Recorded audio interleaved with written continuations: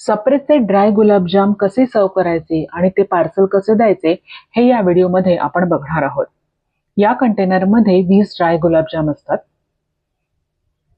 2 गुलाबजाम म्हणजे 1 plate dry गुलाबजामची order असते. Order आल्यानंतर हा कंटेनर फ्रीज मधून बाहेर काढायचा आहे. हा कंटेनर डीप फ्रीजर मध्ये ठेवायचा नाहीये. सेमी ट्रान्सपरंट स्मॉल कंटेनर मध्ये आता आपण 2 गुलाबजाम भरणार आहोत आणि उरलेला कंटेनर आपण परत फ्रीज मध्ये ठेवणार आहोत. या स्मॉल कंटेनरला आता झाकण लावायचं आहे. लक्षात ठेवा, गुलाबजाम डीप फ्रीजर मध्ये ठेवायचे नाहीयेत. यासोबत एक चमचा आणि टिश्यू पेपर. सर्विंग साठी ड्राय गुलाबजाम रेडी आहेत.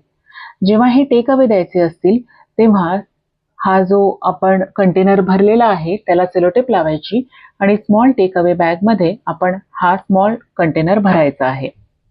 त्याच्यासोबत एक चमचा आणि एक टिश्यू पेपर आपण भरणार आहोत.